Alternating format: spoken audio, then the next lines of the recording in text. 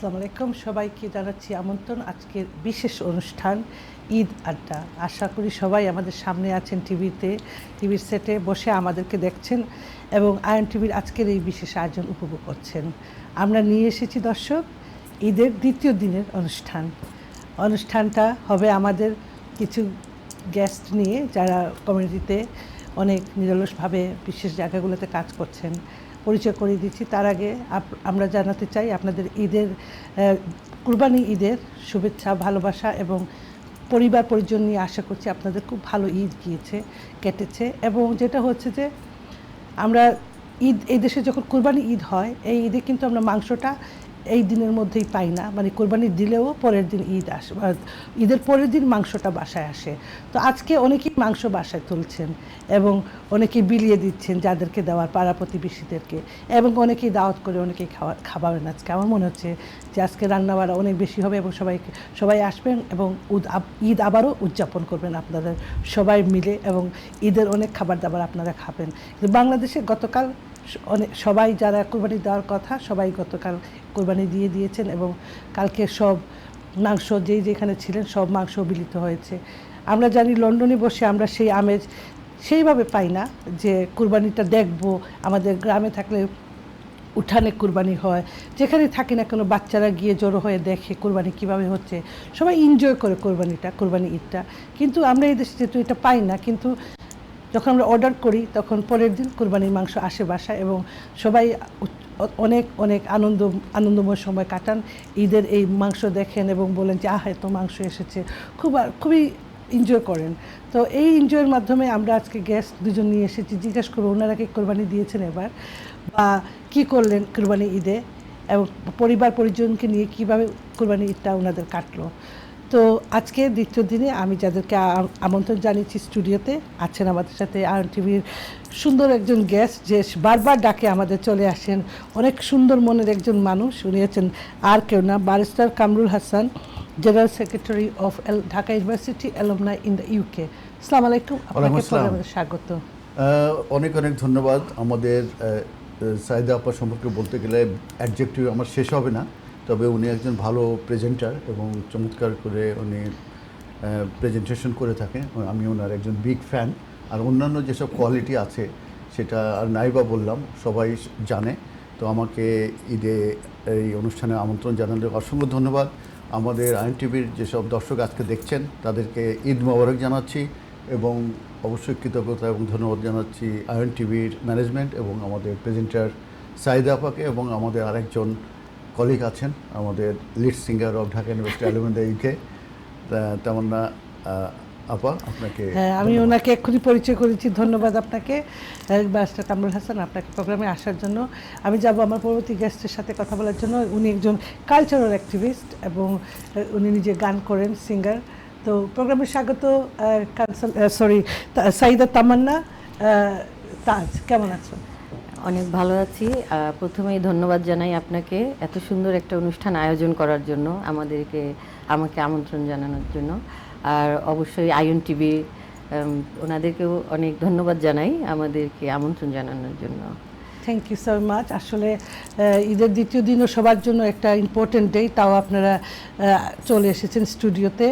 তো ঈদটা কেমন কাটলো? গতকাল ঈদ ছিল এবং ঈদে কি সত্যি ঈদ করেছেন নাকি অফিস করেছেন?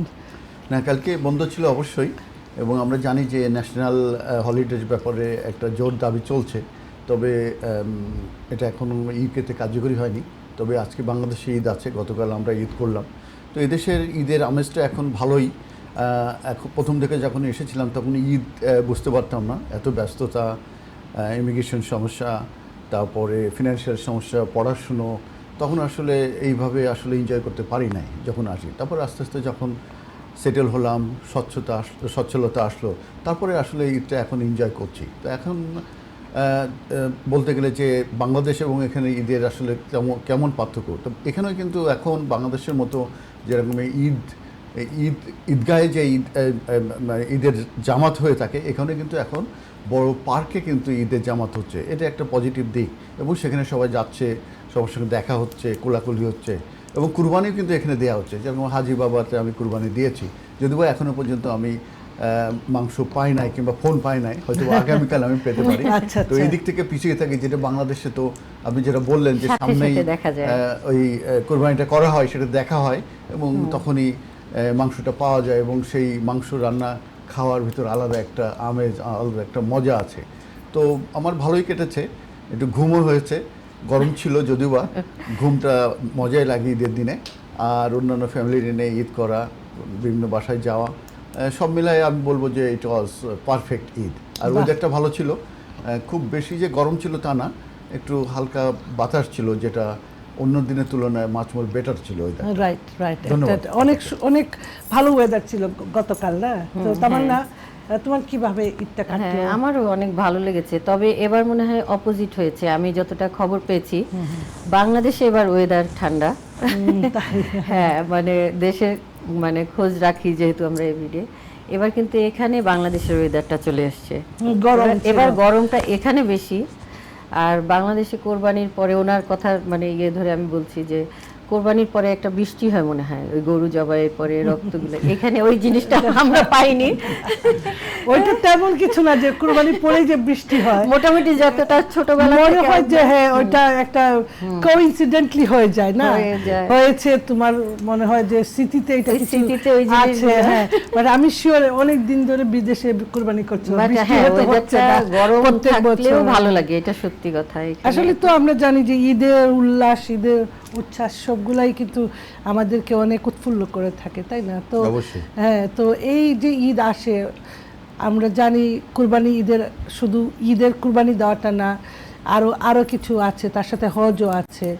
সো সেখান থেকেও আমাদের অনেক ফ্যামিলির মেম্বাররা যান, দেখা যায় যে গিয়েছেন, ওনারা ঈদ করছেন। তো এবার কিন্তু অনেক গরম ছিল সেই জায়গায়। কোনো মানে আপনাদের কোনো খবর আছে যে কেউ কষ্ট পেয়েছেন বা অসুস্থ ছিলেন কিনা? ফেসবুকে যেটা দেখলাম যে অনেকে দিয়েছে এবং বলছে যে অনেক গরম, আমাদের জন্য বেশি বেশি করে দোয়া করবেন। আমরা দোয়া করেছি, তাছাড়া জানাশোনার ভিতরে কোনো খারাপ কোনো খবর পাই নাই। তবে প্রত্যেকবারই তো হজে যাওয়ার পরে যারা বৃদ্ধ থাকেন তাদের জন্য কষ্ট হয়, অনেকে মৃত্যুবরণও করেন। তো সেই ধরনের কোনো কিছু পাই নাই, তবে শুনেছি যে ভালোই হচ্ছে, কিন্তু ওয়েদারটা নাকি খুবই গরম।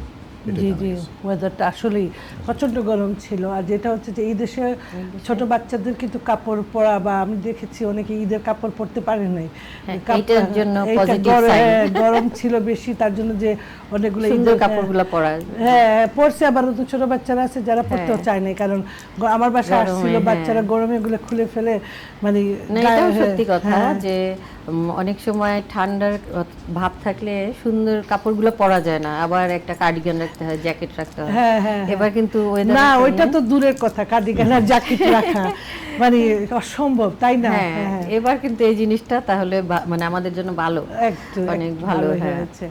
আসলে আমরা তো প্রোগ্রামে আরো কিছু আমাদের গেস্ট যোগ দেবেন আর কি, আমাদের সাথে যুক্ত হবেন একটু পরেই। তো আমি প্রোগ্রামটা একটু সুন্দর রাখার জন্য আমরা আনন্দ উল্লাস যেটা বললাম সেটা মনে রেখে যদি এই পর্যায়ে যদি আমরা গুনগুনে একটা গান শুনতে পারি ঈদের উল্লাসে, ঈদের খুশিতে।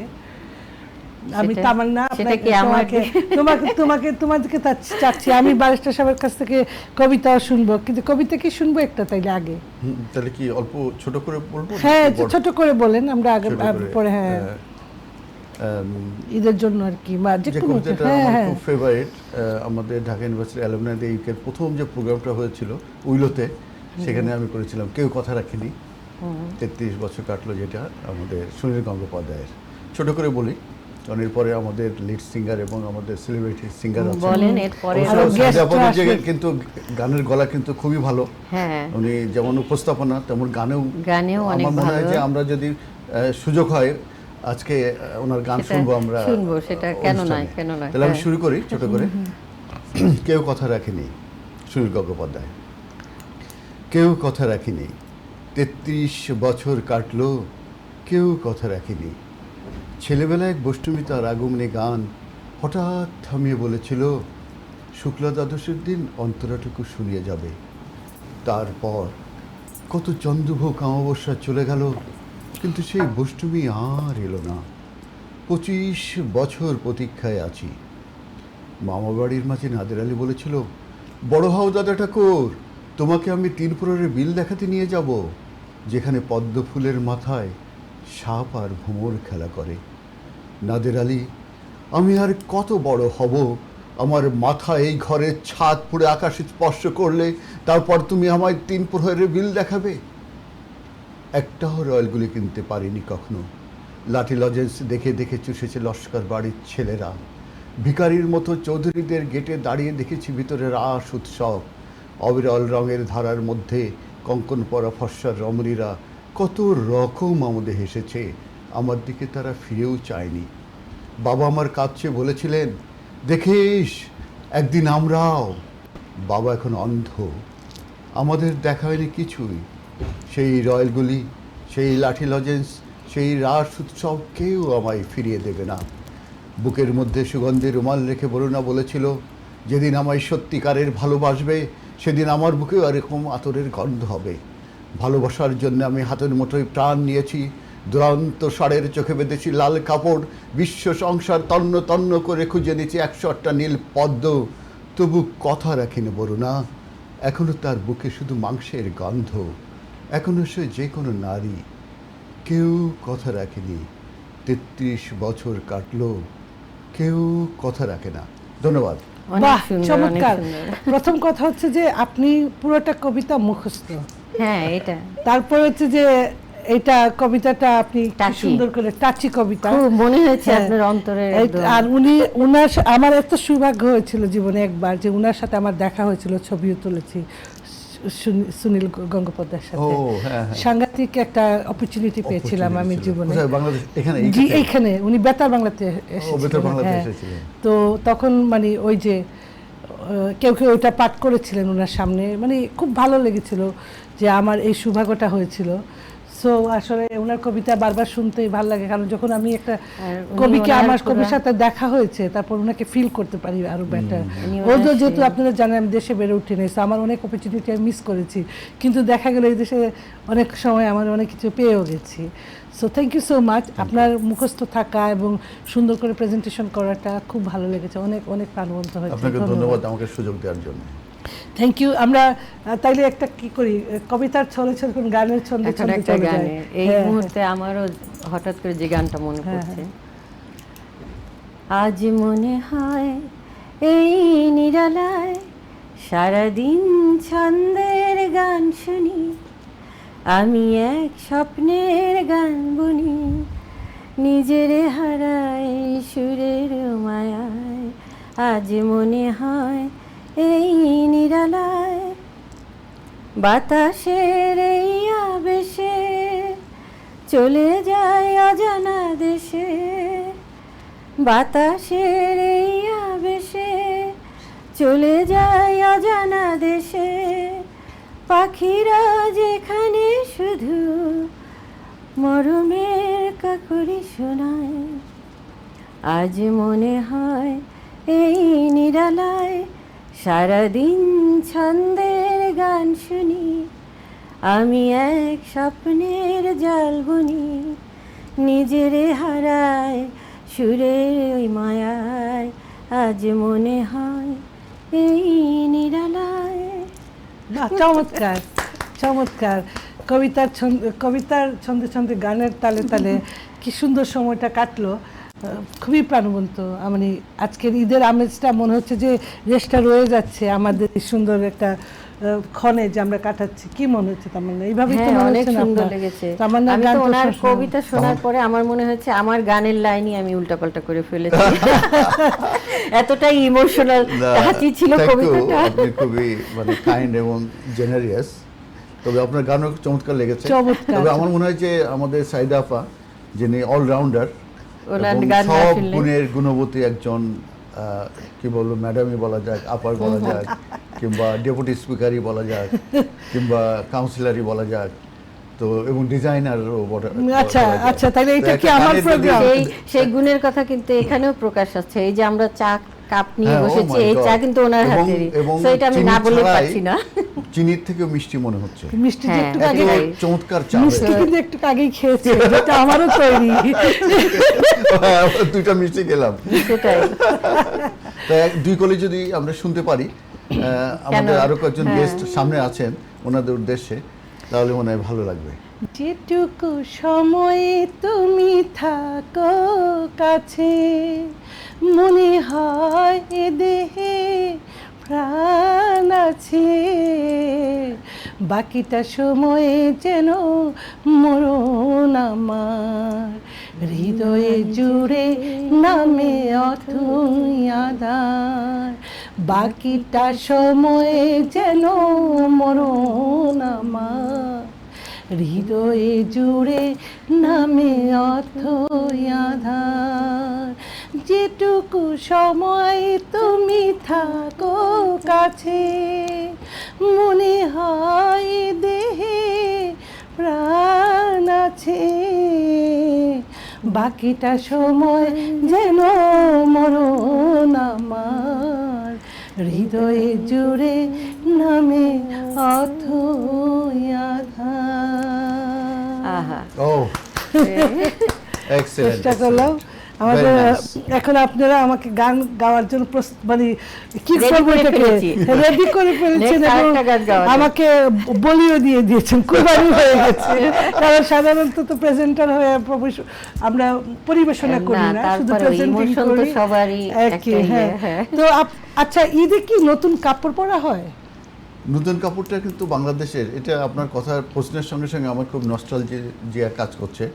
ছোটোবেলায় কিংবা একটা সময় পর্যন্ত যখন নতুন কাপড় দেওয়া হতো সেগুলো আমরা লুকিয়ে রাখতাম, এই যে এটা, এবং হ্যাঁ। ওই দিন সকালবেলা গোসল টোসল করে পরে বাবার দেখতে সঙ্গে পারবে না ঈদগাহ কেউ। ময়দানে যেতাম, আসার পরে সেলামি নিয়া বাবা মার কাছ থেকে সালাম করা, পায়েস সেমাই খাওয়া।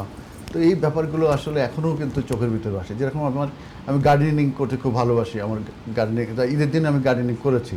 তো ওখানে আমি বসেছিলাম যখন হাফ অ্যান আওয়ার 40 মিনিটস মতো, আমি মনে হয় একদম পিছনের দিকে চলে গেছি, সেই ঈদের স্মৃতি দিনে কি করতাম সত্যি, হ্যাঁ।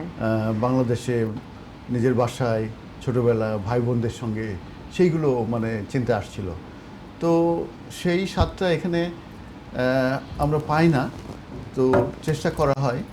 তো বাংলাদেশে সেই ঈদ, সেই সময়, সেটা আর ফিরে আসবে না, সেটা সেই মাইলস্টোন হিসাবে থেকে গেল আর কি। সময় বদলায় আসলে, সময় বদলায়, বদলায়, হ্যাঁ। সবকিছুই বদলায়। আর প্রত্যেকটা সুন্দর সময় মানে কোনোটা একটু দ্রুত চলে সুন্দর যায়, হয়, একটু দ্রুত জিনিস চলে আবার বদলায়, এটাই একটা মানে প্রকৃতির নিয়ম আমার মনে হয়, তাই না? বাসি তো সেই আগের মতো বাজে না, মন আমার তেমন করে সাজে না। সাজে না। আর মনের যে স্মৃতিটা আপনি কখনোই কেউ মুছে ফেলতে পারবে না, না, না। ওইটাই ছিল সবচেয়ে সুমধুর, তাই না? আপনাকে যদি জিজ্ঞেস করি আপনি লাস্ট ঈদ বাংলাদেশে কবে করেছেন, মানে এই দেশে আসার পরে আসা যাওয়ার মাধ্যমে কি ঈদ করা হয়েছে বাংলাদেশে? না, এর ভিতরে আমি আসলে এর ভিতরে এখানে না, আসার যখন পরে, কত বছর আগে আসছেন এরপরে কি ঈদ আসার পর করেছেন? আমি তো 26 বছর হয়ে গেল, কি ঈদ করেছেন দেশে গিয়ে? আর এর ভিতরে বাংলাদেশে যে ঈদ করা হয় এক্স্যাক্টলি। ও। How about you? না, আমি ঈদ হয়নি। ঈদ করিনি মনে হয়, আমারও ঈদ করা করা হয় হয়নি নাই। সত্যি, হ্যাঁ। তাহলে আমার ঈদ করা হয়নি, বাট আমি বিয়ে আমার খেতে যাই। জীবনে বয়স 8 বা 9 ছিল যখন দেশ পাড়ি দিয়ে দেশে এসেছি বাবা মার সাথে, মানে মার সাথে এসেছিলাম বাবাকে জয়েন করতে, আর জীবনও ঈদ করিনি বাংলাদেশে। সো আচ্ছা, আপনার আরো 1980 লম্বা থেকে সময়, 1980 থেকে এখন পর্যন্ত কত বছর হলো? 45 years, এবং সেই সময় 45 46 ইয়ার্স হয়ে আবার সেই গেছে। সময়ের কথা কি মনে আছে? হ্যাঁ, একদম। ওইটা হচ্ছে বাক্সবন্দি ভালোবাসা, এবং ওইটা বাক্সবন্দি আমার স্মৃতি। ওইটা থাকার কারণে কিন্তু আমি এতটুকু এটাই বাংলাকে বললাম ভালোবাসি, যে কারণ স্মৃতি হচ্ছে আসলেই হ্যাঁ, ওইটা হচ্ছে যেহেতু আমি এটা বন্দি আছে, বন্ধ, এটার সাথে আর কোনো কিছু মিশে নাই, এটা তো পিওর রয়েছে, যে 8-9 বছরের স্মৃতিটা খুললেই কিন্তু সব একদম সামনে চলে আসে। তো আমি প্রায়ই খুলি, এটা ঈদে খুলি, সবসময় খুলি, প্রায় মুহূর্তেই খোলা হয়, যার কারণে কিন্তু আমার বাংলার জন্য ভালোবাসা বা টান, বা নিজেকে আর একটু উন্নত মানে করা বাংলার দিকে, এবং বাংলা আরও একটু শেখার যে একটা প্রয়াস, বা এটা আমাকে বারবার টানে। ওই সুটকেসের ভিতরে যে বন্দি জিনিসটা নিয়ে এসেছিলাম সেটাই আমাকে টানে। সো এটা কিন্তু খুব ভালো হয়েছে, এটা মিশানো কিছু হয়নি, কোনো খাদ নাই। আর এখন কিন্তু ছোটবেলার জিনিসে কোনো এখন খাদ আমার থাকে না, মনে হয় বুঝতে পারছেন সবাই আমি কি বলছি? একমত স্বাদ নেই, হবেন। একেবারে নিখাদ হ্যাঁ, সময়। হ্যাঁ, নিখাদ, হ্যাঁ। আগে ছিল, আমার সাথে নিশ্চয়ই সবাই একমত হবেন, আগে ছিল সিম্পল কোনো কাপড় বা খুব দামি যে একদম ঈদের কাপড় হতে হবে এমন কোনোই না, যে কোনো নতুন কাপড় পেলেই আমরা খুশি ছিলাম। এখন মানুষের সময়ের সাথে সাথে আধুনিকতা, সব কিছুর সাথে সাথে কোয়ালিটি, অনেক কিছু কিন্তু বেড়েছে, কিন্তু মজাটা কিন্তু, আনন্দটা আমার মনে হয় সেই পুরানোটাই এক্স্যাক্টলি সেটাই। হ্যাঁ, আমি তাইলে একটা কাজ করি, আমরা যেহেতু আমার আরো 3জন গেস্ট আছেন, আপনাদের তাহলে আমি থ্যাংক ইউ বলে বিদায় দিব। আমি অবশ্যই জি, জি, পরবর্তী, জি। বাট তার আগেও আমরা একটু সময় আছে, আমরা কথা বলতে পারি যতক্ষণ আমরা ব্রেকে যাই নাই, যেহেতু আমরা হাফ অ্যান আওয়ার দুজনে কথা বলছি, তা আরও হাফ অ্যান আওয়ার ওনাদের নিয়ে কথা বলি। এমন কি কথা আছে ঈদের আপনি মনে করেন আমরা সবার জানা উচিত? ঈদের এখানে আসলে আগের থেকে অনেক ইমপ্রুভ করেছে আসলে, কারণ আমাদের সময়কালীন সময় বোধহয় স্টুডেন্ট আসা শুরু হয়েছে। আমি নিজে স্টুডেন্ট হিসেবে এসেছি এবং সেসব স্টুডেন্টরা পরবর্তীতে সেটেল হয়েছে, সিটিজেনশিপ পেয়েছে এবং সচ্ছলতা এসেছে। তবে এখনকার যেসব স্টুডেন্ট যারা আসছে তারাও স্ট্রাগল করছে এবং তাদের অবস্থা খুবই খারাপ অবস্থা, কিংবা অন্যান্য যেসব ম্যানেজ মাইগ্রেশনে আসছে তাদের অবস্থা অনেক প্রবলেমেটিক। তো সেই কারণে তারা কিন্তু অনেক সাফারার এবং তাদের জন্য ঈদটা মানে সেইভাবে তারা কিন্তু এনজয় করতে পারছে না। যেটা আমরা এক ধরনের পারি নাই, সেটা এক ধরনের সমস্যার কারণে পারি নাই। আর এখনকার কিন্তু বহুমুখী সমস্যার কারণে কিন্তু তারা এনজয় করতে পারছে না। তো তাদের জন্য আমাদের অবশ্যই সিম্প্যাথি আছে, দোয়া করি তারা সেটেল হোক কিংবা তারা তার পড়াশুনো শেষ করুক এবং তারা ঈদ আমাদের মতো আবার উদযাপন করুক। আসলে অনেকেই কিন্তু অনেক বঞ্চিত আছে, অনেক যেটা তারা চায়, মনের যে খোরাকের যে একটা জিনিসগুলো অনেক কিছু ওরা পূর্ণ করতে পারছেন না। অনেক মানে বান্ডিংস, যেটা যে মানে financial issue is the main thing, এবং সেটেল যেটা নিজের সিকিউর সেফটি না ফিল করা আগ পর্যন্ত মানুষ আনন্দ ফুর্তি করবে কী দিয়ে, সেটা কিন্তু আমরা সচরাচর এখন দেখতে পাচ্ছি। এখন যে সমাজের মধ্যে আমরা যেটা বললেন আপনি, আপনার সাথে একদম একমত। ওইটা আমরা চাই আবার সেই সমানভাবে সবাই বাঁচুক, সবাই সমানভাবে। আপনি যে পেশায় আছেন, আপনার যে পেশাটা, এই পেশায় কিন্তু আপনি যেটা দেখতে পাচ্ছেন, আপনি কিন্তু আসল রিফ্লেকশনটা দেখতে পাচ্ছেন, বা আসল সবার কাছাকাছি ব্যাপারগুলো বুঝতে পারছেন, ছবিটা দেখতে পাচ্ছেন, প্রতিচ্ছবি যেটা আমাদের কি হতে পারে, যেটা আমরা দেখছি না ধরেন।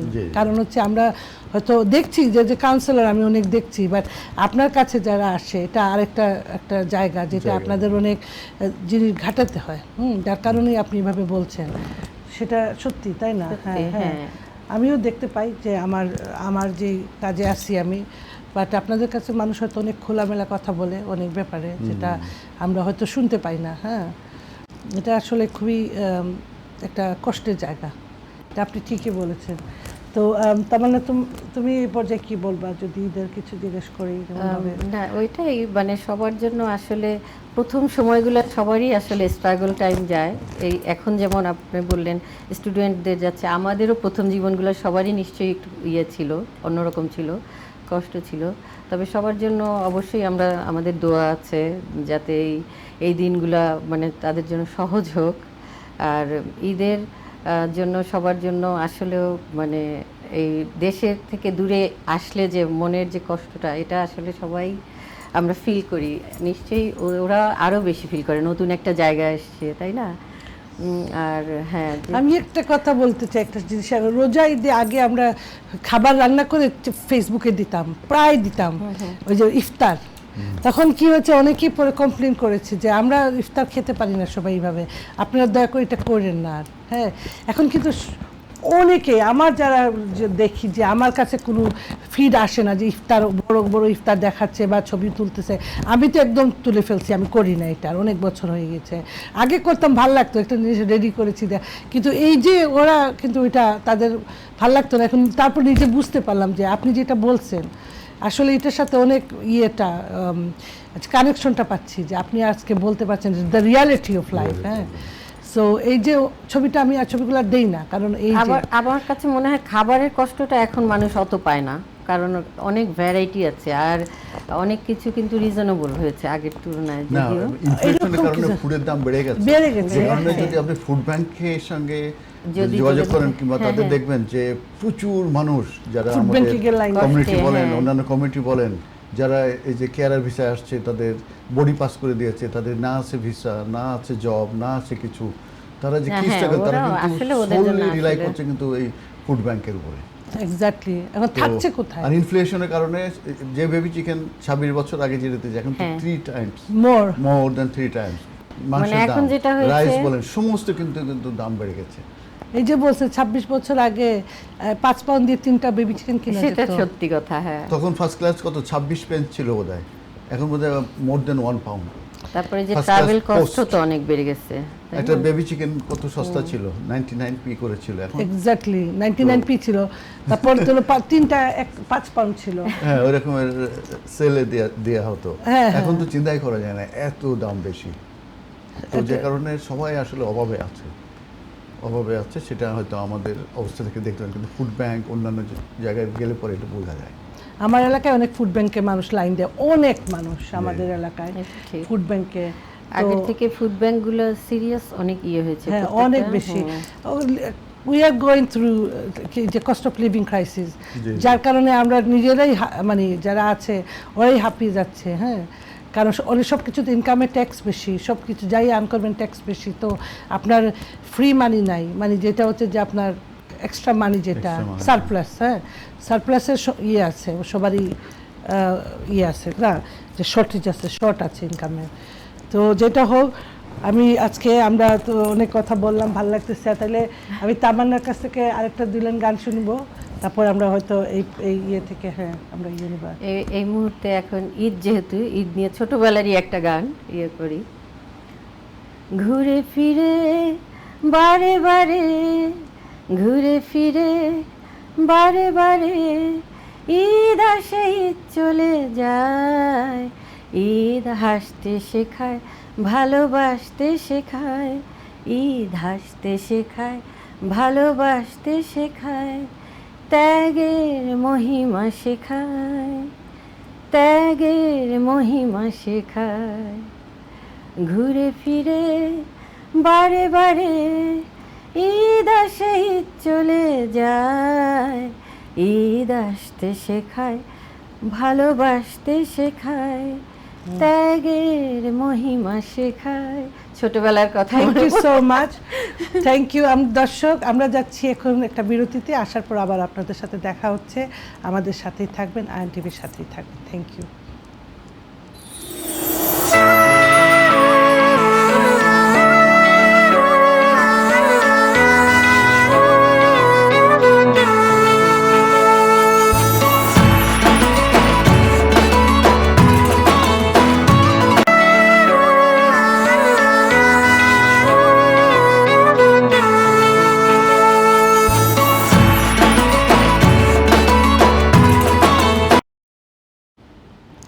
আবার সবাইকে জানাচ্ছি INTVর প্রোগ্রাম থেকে আজকের ঈদ আনন্দ অনুষ্ঠানে স্বাগত। ঈদ মানি আনন্দ, ঈদ মানি উল্লাস, আর কোরবানি ঈদ মানি হচ্ছে ত্যাগ এবং স্যাক্রিফাইস। জি দর্শক, আমরা জানি বাংলাদেশে, দুনিয়ার যে কোনো জায়গায় বাঙালি বলেন আর যে জাতি মুসলমান আছেন সবাই কিন্তু কোরবানি দেন, কোরবানি ঈদে, এবং সেটার সাথে হজও আছে। আর বিদেশে বসে যারা আমরা ঈদ করি, সরাসরি কোরবানি দেখতেও পারি না, কোরবানি দিতেও পারি না, কিন্তু দেই আমরা, যেখানে অন্যভাবে কোরবানিটা হয়, আর বাসায় মাংস আসে পরের দিন বা এর পরের দিন, সো কিন্তু কোরবানি হয়ে যায়। আজকে আমাদের যে অনুষ্ঠানটা, আমরা কিছু আগে যেটা অনেক কিছু বললাম বা আমরা শেয়ার করলাম কোরবানি নিয়ে, কোরবানি ঈদ নিয়ে কথা, এখন যুক্ত হয়েছেন আমার সাথে আরও 3 জন বিশেষ অতিথি। আমি এক্ষুনি পরিচয় করে দিচ্ছি আপনাদের সাথে। আমার সর্ববায়ে বসে আছেন former speaker of London borough of Newham, আছেন রহিমা রহমান। আসসালামু আলাইকুম রহিমা, কেমন আছেন? আসসালামু আলাইকুম আপনাকে এবং আপনার দর্শক সবাইকে, এবং ঈদ শুভেচ্ছা রইল, ঈদ মুবারক টু এভরিওয়ান। এখন আমি যাব আমার শ্রদ্ধেয় আপা, আমাদের অনেক অনেক গুণী একটা মানুষ, আমাদের আশরাফুল হুসাইন জুমনি আপা, একজন ব্যাংকার এবং কালচারাল অ্যাক্টিভিস্ট। আসসালামু আলাইকুম, প্রোগ্রামে আপনাকে স্বাগত আপা, কেমন আছেন? ওয়ালাইকুম আসসালাম, রাহমাতুল্লাহি ওয়া বারাকাতুহু।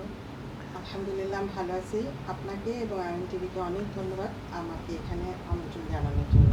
Thank you so much. এখন আমি অবশ্য তামান্নার সাথে সবার পরিচয় ছিল, আমি চলে যাচ্ছি আমার পরবর্তী ডান দিকে বসে আছেন আমাদের সাথে কাজী মোহাম্মদ আসিফ, বিজনেসম্যান এবং কমিউনিটি অ্যাক্টিভিস্ট। আপনাকে প্রোগ্রামে স্বাগত ভাই, কেমন আছেন? আলহামদুলিল্লাহ ভালো আছি। আসসালামু আলাইকুম আপনাকে এবং সবাইকে এবং দর্শকদেরকে ঈদ মোবারক। Thank you. এবং আমার সাথে অবশ্যই বাদশাহ Kamrul Hasan, Dhaka embassy in the UK general secretary, এবং তামান্না হচ্ছেন আমাদের কমিউনিটি অ্যাক্টিভিস্ট এবং কালচারাল অ্যাক্টিভিস্ট। তো দর্শক, আমি সোজা চলে যাব, আমি স্পিকার রহিমা রহমানের সাথে কথা বলা, যে ফরমার স্পিকার। ঈদ কেমন কাটলো আপনার? ফার্স্ট অফ অল ঈদের তো যেটা হচ্ছে আমরা সবসময় বলি যে কুরবানি ঈদ একটা ভিন্ন ঈদ হয়ে থাকে, যেটাতে আমরা কুরবানির জন্য প্রস্তুতি নেই, তারপরে আমরা নমাজ পড়ি, তারপরে এসে পিঠা পায়েস খাওয়া হয়। তো অনেক সময় অনেক অনেক ফ্যামিলি, অনেক পরিবার কি আমরাও অনেক সময় নমাজের পরে ব্যস্ততা থাকে যে কুরবানি দিতে গিয়ে দেখা যাক কীভাবে, যেখানটায় আমরা যে এসএক্সে সবাই গিয়ে কুরবানি দিতে যায়। তো আমার এটা একটু ভিন্নই গিয়েছে। নামাজের শেষে পরিবারের সাথে আবার সময় কাটিয়েছি। আজকে আবার ওয়েদারটা অনেক সুন্দর ছিল, সামারের অনেকটা কাছাকাছি, আমরা অনেক গরমের মধ্যে ঈদটা কাটিয়েছি। তো ভালো লাগলো যে পরিবারের সাথে পুরো সময়টা দিতে পেরেছি বলে। আর আজকে তো আপনাদের সাথে সময় দিচ্ছি, আপনার দর্শকের সাথে সময় দিচ্ছি, তো ভালো লাগলো। আবারও নতুন আর একটা দিন আমাদের জন্য ঈদের দিন কাটালাম। বাহ, চমৎকার। আমি যাচ্ছি আশরাফুল হোসেন আপনার কাছে। আপনার ঈদটা কেমন কাটলো, এবং ঈদ বলতে আপনার ফ্যামিলিতে আপনি কিভাবে ঈদটাকে লালন করেন এবং বাচ্চাদেরকে নিয়ে যে ঈদটা করেন তাদের কাছে কি বার্তা আপনি পৌঁছান? আলহামদুলিল্লাহ, আল্লাহর রহমতে ঈদ খুব ভালো কেটেছে। এইবারের ঈদ আসলে আমাদের সবারই এটা জানা, তারপর আরেকবার বলছি যে আসলে রমাদানের মতো জিলহজ মাসের প্রথম থেকে 9 জিলহজ পর্যন্ত বা 10 জিলহজ পর্যন্ত ইবাদতের একটা খুবই গুরুত্বপূর্ণ সময়। তো এই জীবনে এই প্রথম আমি সবসময়ই আরাফাতের দিন মানে 9 জিলহজ আমি রোজা রাখি, বাচ্চারাও রাখে, আলহামদুলিল্লাহ বাচ্চাদের বাবাও রাখে। কিন্তু এইবার প্রথম আমি পহেলা জিলহজ থেকে 9 জিলহজ পর্যন্ত 9 দিন রোজা রেখেছি। তো এটা আমার জন্য একটা খুব বড় পাওয়া ছিল। আমি চেষ্টা করেছি একদম পুরোটা ইবাদতে ফোকাস করার, হয়তো 100% পারি নাই, বাট চেষ্টা করেছি। ইভেন ঈদের রান্নাটাও আমি 8ই জিলহজে অনেকখানি করে রেখেছিলাম, যাতে 9 তারিখটা আরাফাতের দিন আমি বারে বারে আমার ছেলে মেয়েকে মনেও করিয়ে দিয়েছি, নিজেও মানে একদম 8 ঘন্টা একটানা আমি আমার কোরআন ক্লাসের সাথে যুক্ত ছিলাম, যাতে আমি চেষ্টা করেছি ইবাদতে ফোকাস করার। আর বাচ্চাদেরকে তো অবশ্যই বাচ্চাদের নিয়ে গতকালকে আমরা 4 জন, মানে আমাদের 2 বাচ্চা, আমরা 4 জন আমরা সবাই ঈদগাহে গিয়ে আল্লাহর রহমতে আলহামদুলিল্লাহ নামাজ পড়েছি। আমরা লাকি যে আমাদের কাছাকাছি একদম 4-5 মিনিটস ড্রাইভিং ডিস্টেন্সে একটা ঈদগাহ ছিল। আমরা গলিচে থাকি, তো ওখানে মিলিটারিদের যে একটা বড় গ্রাউন্ডে গ্রেনেড ইসলামিক সেন্টার থেকে ওরা অর্গানাইজ করেছে। তো আলহামদুলিল্লাহ ওখানে নামাজ পড়ে মেহমানজন আসা বা আমরা দাওয়াতে যাওয়া সব মিলিয়ে পরিবার এবং বন্ধুবান্ধব সবাই মিলে যে ঈদের আনন্দ সেটা করতে পেরেছি। বা যা যা ঈদের সময় আমরা চাই যে নতুন কাপড় পরা, আমি এটা একদম সবসময় খুব স্ট্রিক্টলি মেনটেন করি যেন আমি এবং আমাদের পরিবারের বাকি সবাই অবশ্যই ঈদের দিন একটা নতুন কাপড় পরে। এটা আমরা বাংলাদেশের একটা ট্র্যাডিশন, যেটা আমি। আপনি গায়ে একটা চমৎকার কালার পরে আছেন, শাড়িটা মনে হচ্ছে যে ঈদের ভাইয়ের সাথে ম্যাচিং করে হাসি ভাইয়ের সাথে। দর্শক ওনারা হচ্ছেন দম্পতি, খুবই সুন্দর করে ম্যাচিং করে পরে এসেছেন কাপড়। তো এই বন্ধু বান্ধবের বাসায় দাওয়াত, মানে রাতে একদম মানে আমার ছেলেকে তার বন্ধুর বাসায় ড্রপ করে আমরা আরেক বন্ধুর বাসায় গেছি, সেখানে খেয়ে রাত্রেবেলা ওর বন্ধুর বাসা থেকে ছেলেকে নিয়ে বাসায় আসতে আসতে রাত 2:30, সেই সময়ই শেষ হয়েছে। আর আমরা সবাই তো এখানে চেষ্টা করি কিছু না কিছু কোরবানি করার। তো আমাদের কোরবানির যে ল্যাম্ব ওটা আমরা আজকে পেয়েছি, তো ও গিয়ে নিয়ে আসলো, ওটা আনতে আনতেই প্রায় 2:30 বেজে গেছে। তো ওইটাকে 2-2:30টার পরে সব কিছু ভাগ করে আত্মীয় স্বজন বন্ধু বান্ধব প্রতিবেশীদের যে হক সেই অনুযায়ী ভাগ করে সেইভাবে রেখে সব গোছায় রেখে তারপরে আজকে এখানে আসলাম আলহামদুলিল্লাহ। ওইটা একটা আল্লাহর রহমত। এবং যখন সত্যি কথা হলো এই দেশে আসার পর একদম সত্যি কথা যে প্রথম যে ঈদটা ছিল কোরবানির ঈদ, সেইটাতে আমার হাজব্যান্ড সে মানে এত অস্থির হয়ে গেছে, আমরা পুরো সেন্ট্রাল লন্ডন খালি গাড়ি দিয়ে ঘুরছি আর মানে অস্থিরতা কমাতে পারছিলাম না।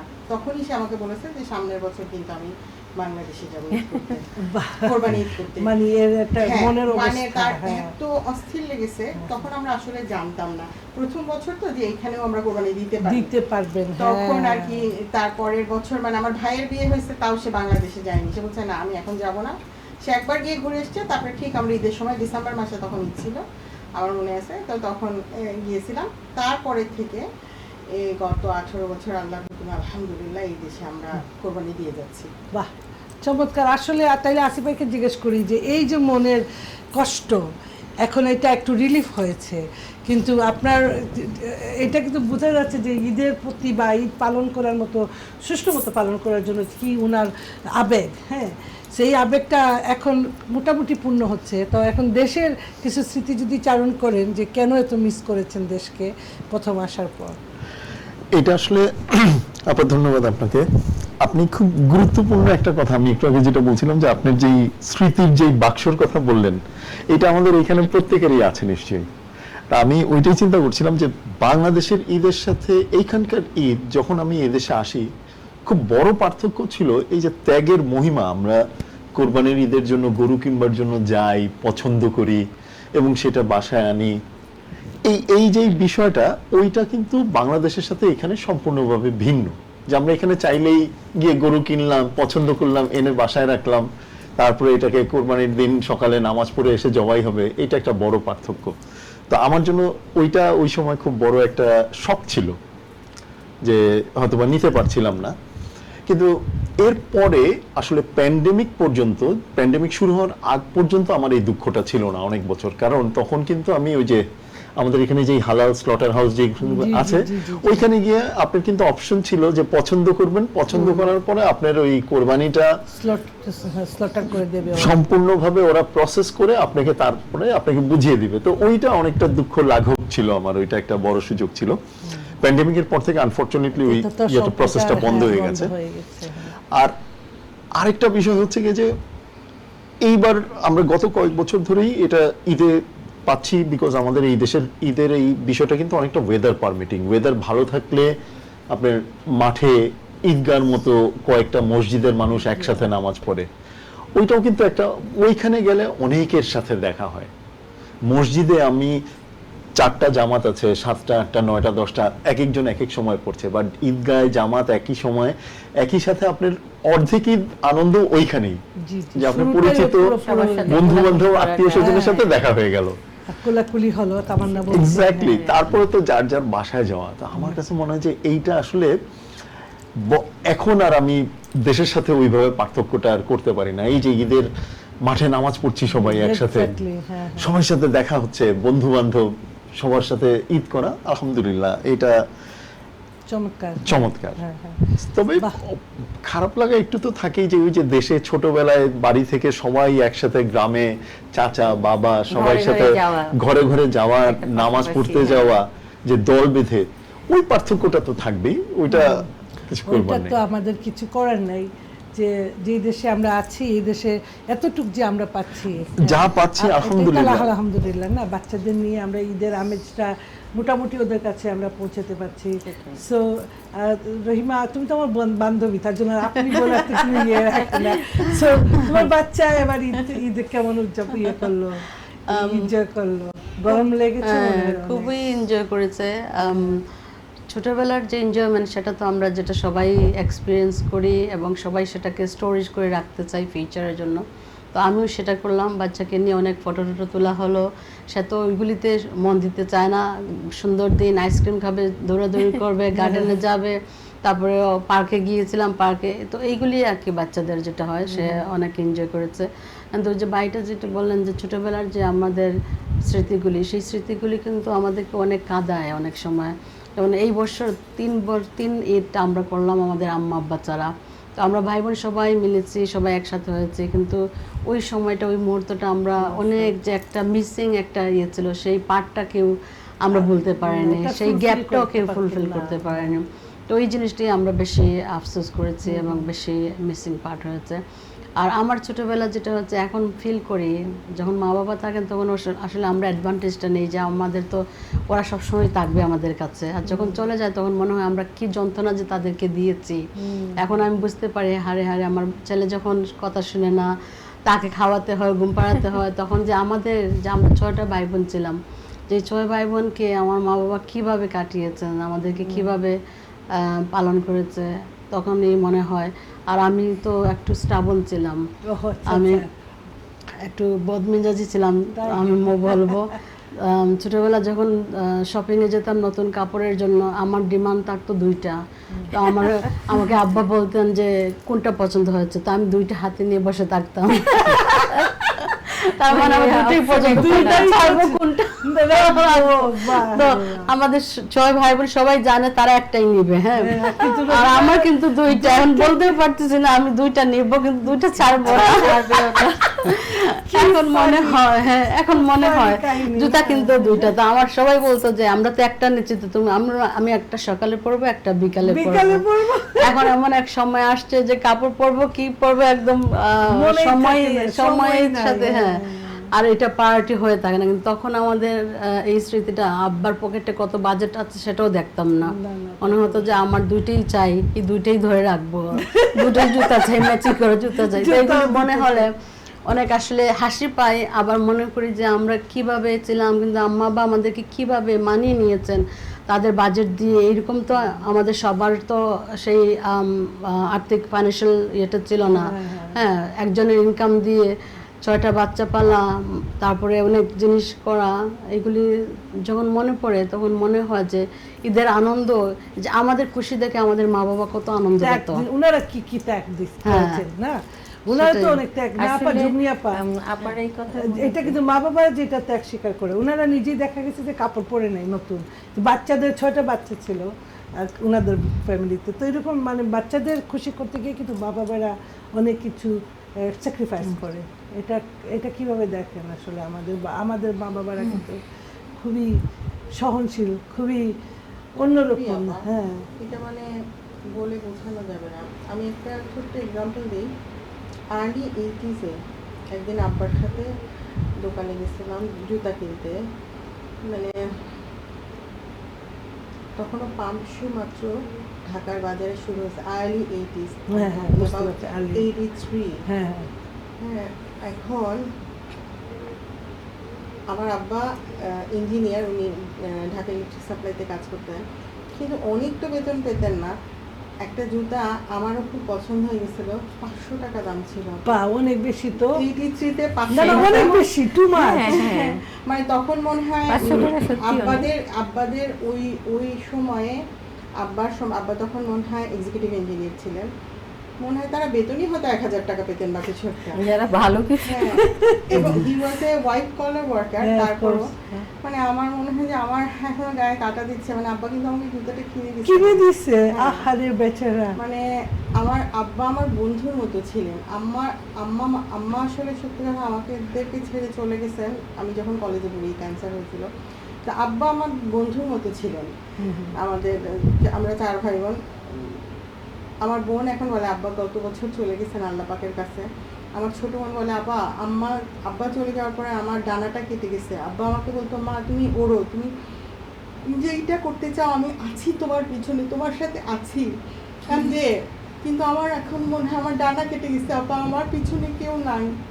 তো মা বাবা সত্যি কথা আপা, এটা আসলে আমি সরি, আমি এটা আচ্ছা, আপা। Emotional খুবই হয়ে একটা সেটাই আমি আসলে- বললাম, যেটা যে মা বাবা আসলে- থাকলে আমরা সেটা অ্যাডভান্টেজ নেই, যে তারা We কত take it for অমূল্য granted. অমূল্য রতন আমাদের জন্য, আমাদের অমূল্য ধন বলবো। যখন ওরা চলে যায় তখনই মনে হয় যে আমরা আসলে একা। আমাদের ওই মা বাবা, আগে আম্মা ফোন দিলে আমি বলতাম, অনেক সময় মিটিংয়ে থাকলে তো ফোন ধরতে পারতাম না, তো আম্মা তো কন্টিনিউ ফোন করবে, যতক্ষণ তো আলাপ হয়নি ততক্ষণ ফোনই করতে থাকবে।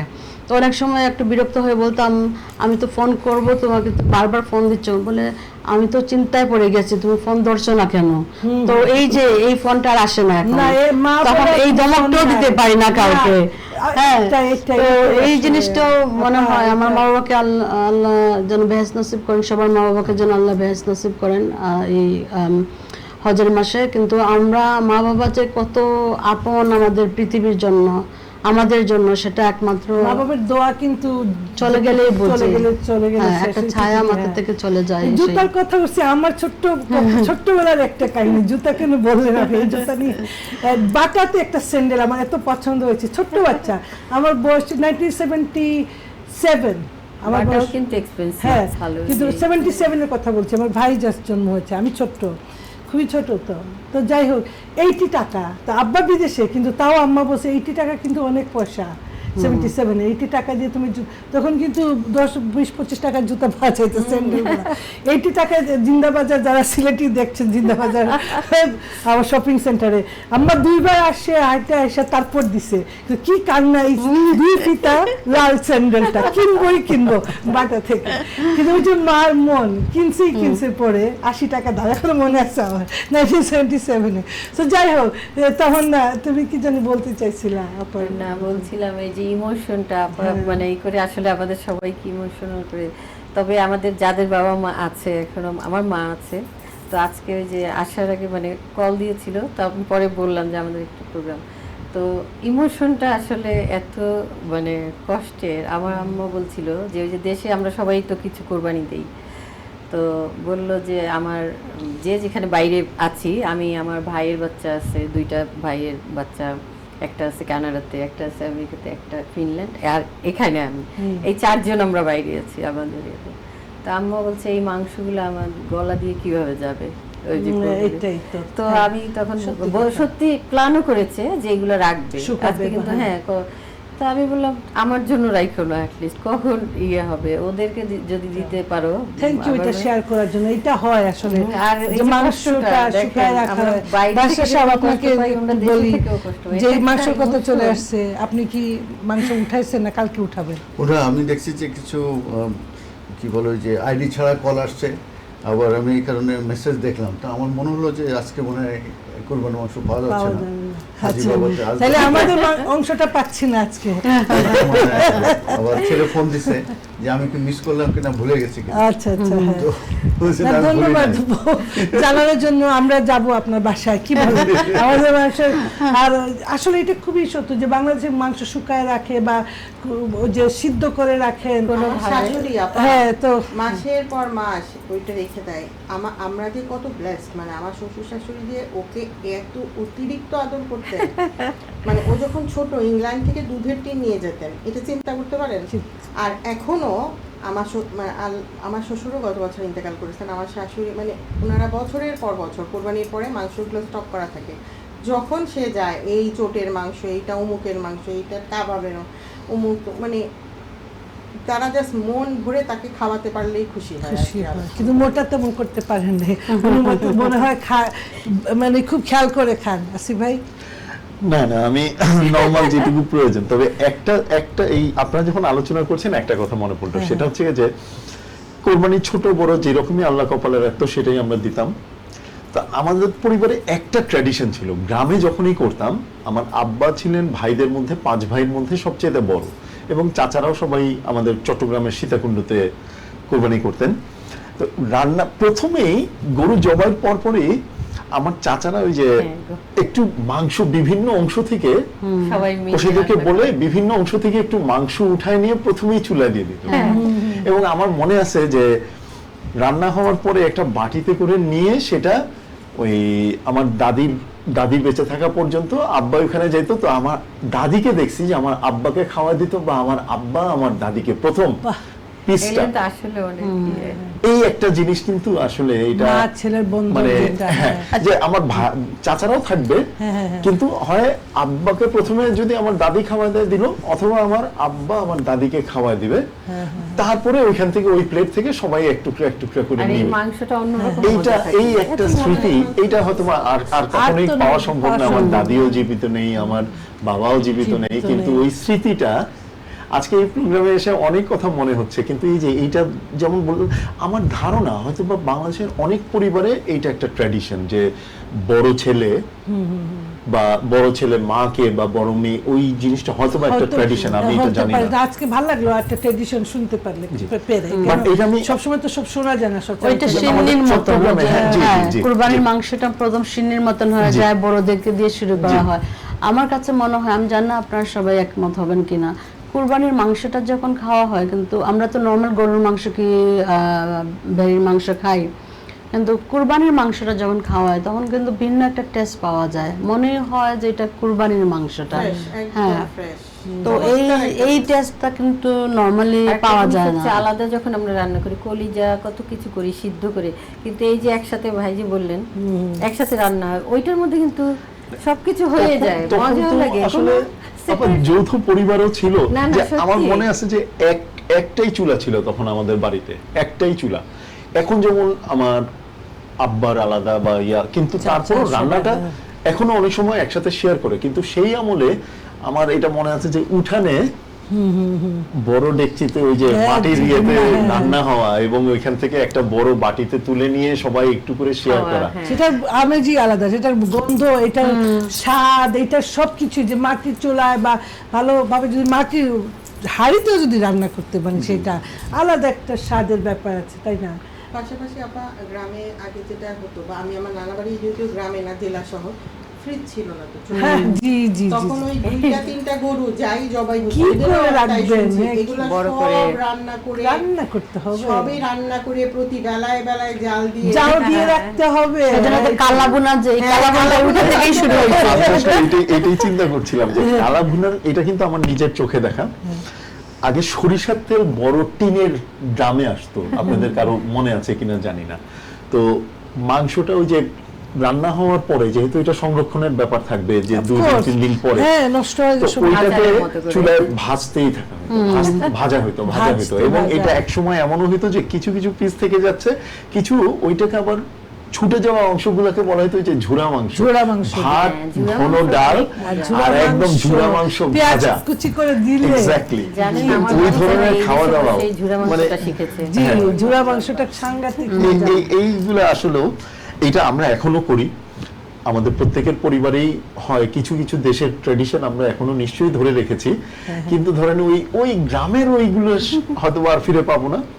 যেটা বললেন যে আমাদের বাবা মারা যখন জীবিত থাকে তখন আমাদের ওই ইয়াটা আসে না, বাট চলে গেলে যে মনে হয় যে হ্যাঁ। কি হারালাম। আম্মা কিন্তু শিলপাটা দিয়ে মাংসটাকে ছেঁচে, তারপর ওইটা আবার এইটা দিয়ে যে পিঠা বানাইতো আর কি, চালের গুঁড়ি ওই যে, দিয়ে, হ্যাঁ, তারপর মোমোর মতো একটা সমোসা, জিনিস। মোমো বা সমোসার মতো করে, জি। সেটা আমরা খুবই এটা প্রচলিত সিলেটে কিন্তু, মজা, অনেক ঠিক না রহিমা? বলছি এটা যে তো, ঝুরা হ্যাঁ, ঝুরা ঝুরঝুরা মাংস দিয়ে। মাংস দিয়া, আর আপনার যে আমরা যে- আমাকে আর সাইদাকে দেখে কেউ মনে করবে কি আমরা ছোটবেলায় এদেশে আসছি, অনেক বড় বড় লোকজন বড় হয়ে দেশ থেকে আসছে, এগুলি জিজ্ঞেস করলে এটা আবার কি।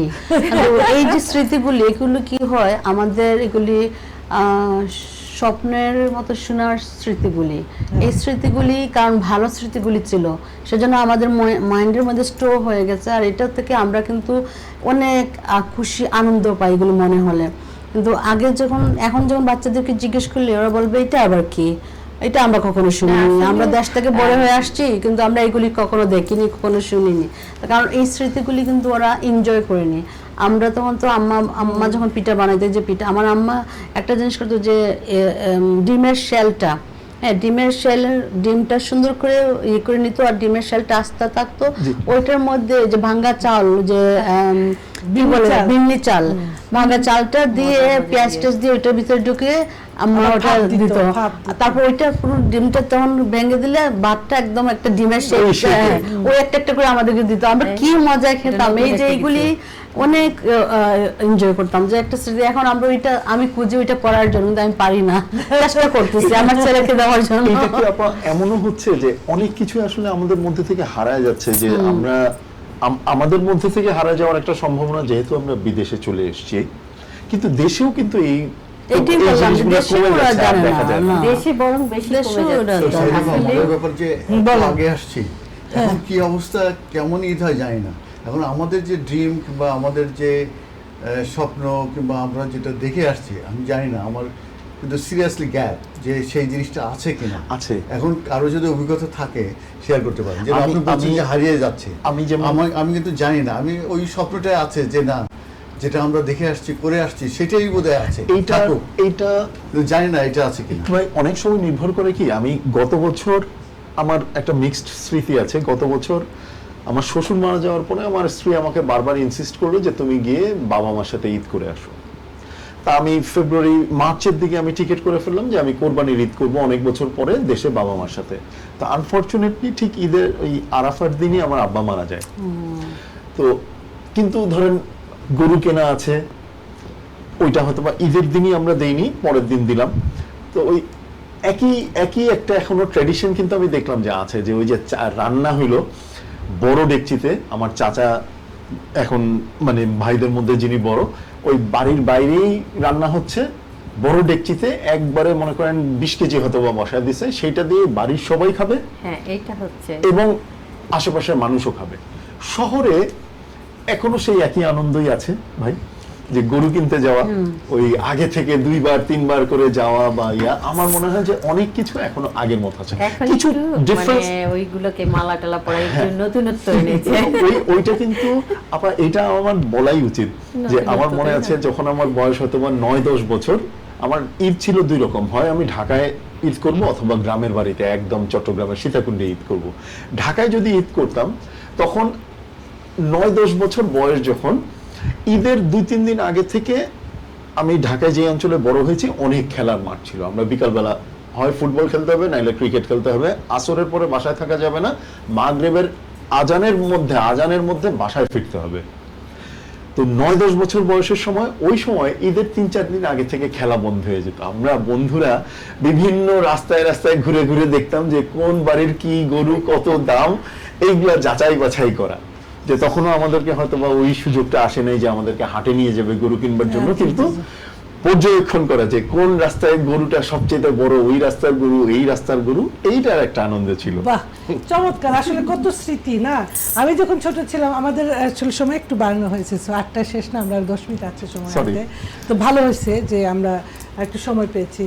যেটা হচ্ছে যে আমি আমার বন্ধুদের নিয়ে বসতাম, যে কাপড় তো দেখানো হতো না কে কোনটা পরবো, হ্যাঁ। কিন্তু ওইটা হতো যে বালিশের নিচে রাখা বালিশের, হতো। আর আরেকটা হতো যে যার সাথে সারা বছর ভালো সম্পর্ক যায় না, বড়দের সাথে কোনো কারণে এটা সেটা হয়েছে, ধরো কথা বলেন মানে বক্সে হ্যাঁ, বা হ্যাঁ, এটা এটা কাকে সালাম করবো কাকে করবো না, হ্যাঁ এটা বন্ধু কোনো চয়েসই ছিল না, সবাইকেই করতে হবে। যাদের পাড়া প্রতিবেশী আছে, ও আচ্ছা, মানে আচ্ছা, কাহিনী আচ্ছা। পাড়া প্রতিবেশী বোনেরা আছে না, এই দুষ্টামি করছো তোমাদেরকে দেখাবো মজা। তো ওই ঈদের দিনটা গিয়ে আমরা ওইটা প্রতিশোধ নিতাম যে আমরা যাব, সালাম করবো না, কারণ বকা দিছিল, মনে আছে? আবার আমার মনে হয় এটা মানবীমানের এটা ভাঙেও, যে বিশেষ করে রোজার পরে, তাই না? হ্যাঁ। তো এটা হচ্ছে বিশেষ ওইটা দিন। ঈদের দিন রাতে বিশেষ বসে দিন এটা। বলতাম অমুক বুঝছো বকে দিব না, কারণ অমুক বলছিল যে আম পাচ্ছিলাম আমরা, সিলেটে থাকছি যতদিন, প্রতিশোধ। হ্যাঁ, বক্সে তাদের বাসায় মানে ওই যে বেড়া তারা থাকে না, বেড়া ঢেঙ্গায় গেছি বক্সে, এই মেয়েরা কি করো, তাদেরকে আর সালাম করবো না ঈদে, পাড়া প্রতিবেশী দুষ্টামি যেটা হলো।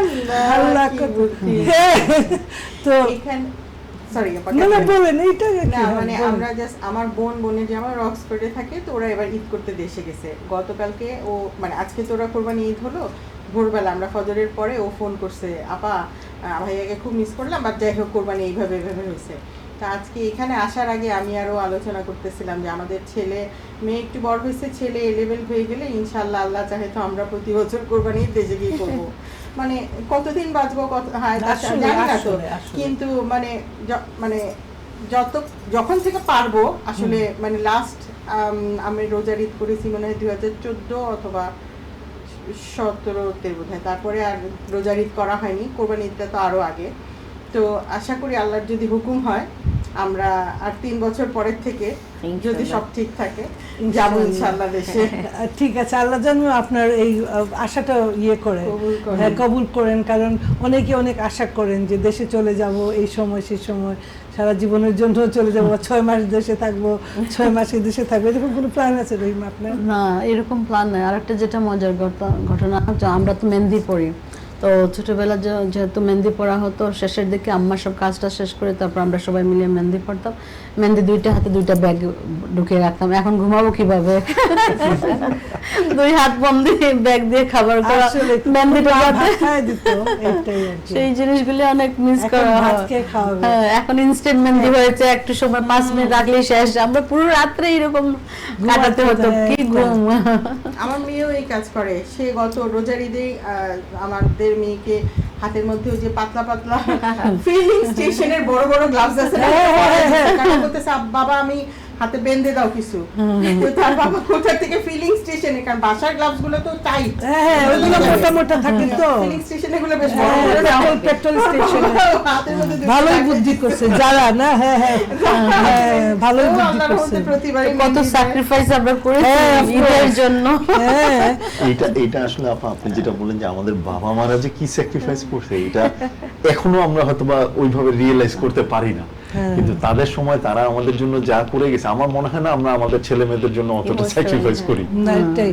আচ্ছা বাইস্টার ভাই, আপনি যখন কথা বললেন যেহেতু অবশ্যই আমরা দুজন, আপনারা দুজনই ছিলেন, আপনার বাচ্চাদের নিয়ে কি এবার ঈদ মাঠে গিয়েছিলেন নামাজ পড়তে, মানে এটা ওর আম্মা নিয়ে যায়, আমি আর যাই না। আচ্ছা আচ্ছা, তো বাচ্চাদেরকে ওর আম্মা নিয়ে যায়, আর সকালে রান্না বান্না, মাংস তো এখন এখানে সিস্টেম 3 দিন পরে কবে ওদের কোনো ঠিক নাই। ঠিক নাই। আমার ফোন আসছে বারবার বাসা থেকে যে আমি ভুলে গেলাম কিনা, ওরা ফোন আমার নাম্বারে ফোন দেবে, দুই জায়গা দেয়া কোনো ফোনই আসে নাই, তার মানে মাংস দিয়ে দিন না। এখন হয়তো আপনি হচ্ছে ইনশাআল্লাহ গার্ডেন নিয়ে আগামীকাল ব্যস্ত বোধহয় আছেন। হয়তো ব্যবস্থা হবে, তার আগে আর কিছু হচ্ছে না। ঠিক ভাই আছে। গার্ডেন নিয়ে ব্যস্ত আছে, লাউ ধরবে, তারপর মাংস আসবে, তারপরে আমরা দাওয়াত খাবো। অবশ্যই, অবশ্যই।